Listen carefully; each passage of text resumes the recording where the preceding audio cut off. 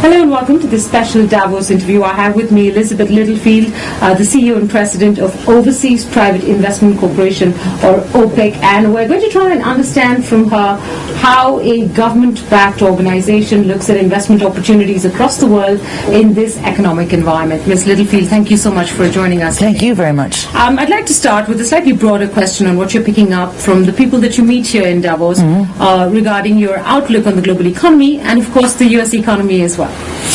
Well, I think compared to last year, I would say there's not the same sense of doom and gloom that we had last year, but there is still a feeling of an overhang that I think is dampening the enthusiasm, and that is just an overhang of general uncertainty.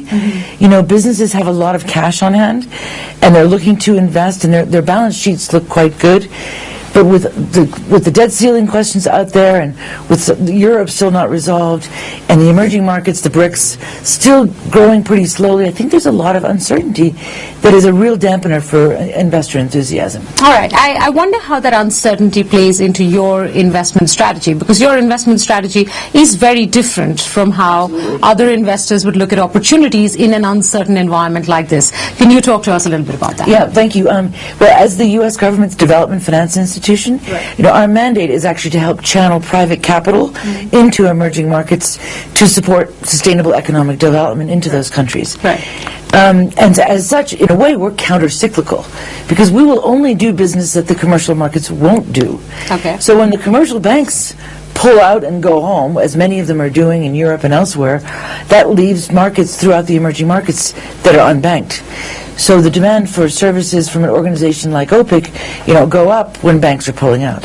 So we've seen a tremendous amount of demand throughout the emerging markets for the kind of services that we provide, which is very long-term debt financing for investments flowing into emerging markets, and political risk insurance, which is important now, particularly in some of the hotter markets of the world where investors are interested in investing but would like to isolate their thinking to the commercial risks and have somebody else worry about the political risks. I suppose India would be on that list, because I think we've made some policy moves in the recent past that have or has spooked investors, and I suspect that, but I'll talk to you a little bit about that in a bit. OPIC has put about $200 billion to work in about 4,000 projects across 150 countries. That's a lot of money. I'm curious to know what interests you in a year like this. You said you're counter-cyclical typically. What interests you in a year like this? What regions are you putting your money to work in? What kind of projects are catching your attention? Well, from a regional perspective, we really do follow the priorities of the Obama administration. And in the last 4 years, we all unexpectedly found those priorities to be centering in large part on the Arab Spring countries. You might know that President Obama announced $1 billion of OPIC support for Egypt, and Secretary Clinton announced $2 billion for the region as a whole. We've been very actively trying to fulfill that commitment, and are about halfway there, we're proud to say. Although, frankly, it's been very difficult to attract U.S. investor capital to that region in the last year or so. Typically, what kind of projects would you be working with in that region?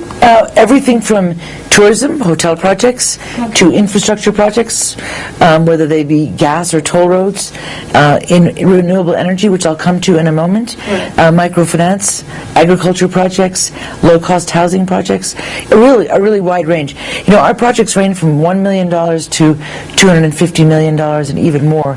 So, and small clients, small businesses, all the way out to very large ones. So we're quite flexible in the type of business we look for. But I wanted to just say, before we leave the regions, we're very keen on focusing on lower income countries. So we're proud to have built up a very significant portfolio in Africa, and we're very proud of what we've been doing in the Southeast Asia. In fact, I had the privilege of accompanying President Obama when he made his first trip to India, as well as accompanying Secretary Clinton when she came. And since that trip, where both made a very big commitment to see bilateral business expand between the U.S. us, and India, President Obama in particular, called for us to step up. And I was very proud that between 2010 and 2011, we doubled the amount of investment flows Opic's supported going into India. So now we have a portfolio of just shy of about $800 million in a wide range of projects in India, and we remain very, very optimistic about the growth prospects for India, both as a hub for the rest of the region, but also for the domestic market as well. So this money typically is OPIC money, or does it include private capital from American organizations as well? How do we understand where So we're providing financing to investors. Right. So an investor will bring equity into a transaction, and then we provide the debt or the insurance that would accompany that transaction. All right. I was going through the list of projects that you have funded in India. It's an interesting variety: wind, solar, husk energy as well. Absolutely. So renewable energy, as you pointed out. One food company, Tasty Bites, but there is no infrastructure project on that list. And I was curious to try and understand why, in a country like India, which needs about $1 trillion and more in infrastructure development, that recent announcement. Why OPIC or American investors are not interested? Well, in the range of infrastructure projects broadly defined, we have invested in things like cell phone towers and the power sector, which I view as being an integral part of infrastructure. Some of the infrastructure, frankly, is very difficult to finance on a commercial basis, and since we're a bank, effectively, we need to get paid back, and so some of that infrastructure is better off with soft loans from organizations like the World Bank. If we can find commercially viable infrastructure projects, we're very interested in looking at those. So what you're saying, ma'am, in a sense, is that India's infrastructure sector hasn't reached that degree of viability, and whether that could be due to a variety of reasons: government policies, risk insurance, commensurate private sector investment from within Indian companies, but it hasn't reached that level of viability to draw foreign investors like you. We haven't seen a lot of projects coming to us from that, particularly those that involve U.S. investors, except for in the power and the cell phone and the telecommunications sector, but also in housing and hotels. I don't know if you consider that infrastructure as well. Well, it is, of course, yes. But we've really made a big push on renewable energy, and I frankly believe that the transformation of the global economy into a lower carbon intensive economy is going to be one of the biggest transformations of our lifetime, and I'm very excited at all that India is doing to try to advance renewable energy in India.